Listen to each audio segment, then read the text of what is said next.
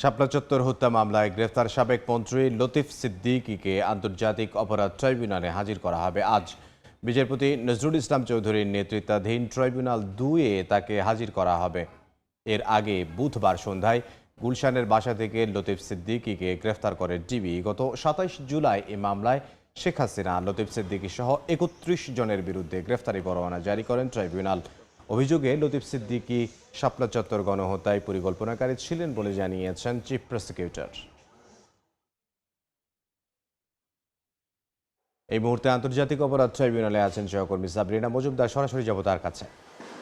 সাবরিনা, 2013 সালের 5ই মে মতিঝিলের শাপলা চত্বরের যে ঘটনাটি ঘটেছিল সেই ঘটনার প্রেক্ষিতে কিন্তু 27 আগস্ট আন্তর্জাতিক অপরাধ ট্রাইব্যুনাল প্রসিকিউশন যে আনুষ্ঠানিক অভিযোগপত্র সেটি হচ্ছে আন্তর্জাতিক অপরাধ ট্রাইব্যুনালে জমা দেয় এবং পরবর্তীতে কিন্তু এখানে 41 জন আসামির মধ্যে 31 জন আসামিকে বিরুদ্ধে গ্রেফতারি পরোয়ানা জারি করা এবং সেখানে 10 নম্বর আসামি ছিলেন আব্দুল লতিফ সিদ্দিকী এবং যাকে তিনি সাবেক মন্ত্রী ছিলেন এবং সাবেক এই মন্ত্রীকে কালকেই আমরা গণমাধ্যমে যেরকম খবর দিয়েছিল যে গুলশানের বাসা থেকে তাকে গ্রেফতার করা হয় এবং পরবর্তীতে তাকে ডিবি হেফাজতে নেওয়া হয় এবং আজকে আন্তর্জাতিক অপরাধ ট্রাইব্যুনালে তাকে হাজির করা হবে। সকাল থেকেই আমরা প্রসিকিউশন থেকে জানছিলাম যে কখন নাগাদ আসলে তাকে হাজির করা হতে পারে।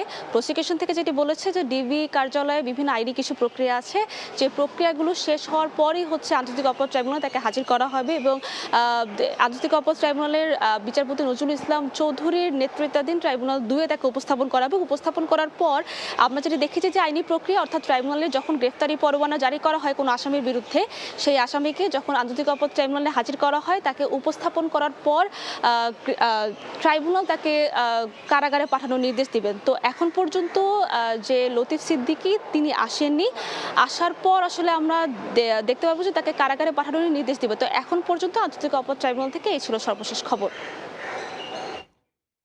আন্তর্জাতিক অপরাধ ট্রাইব্যুনাল থেকে সহকর্মী সাবরিনা মজুমদার।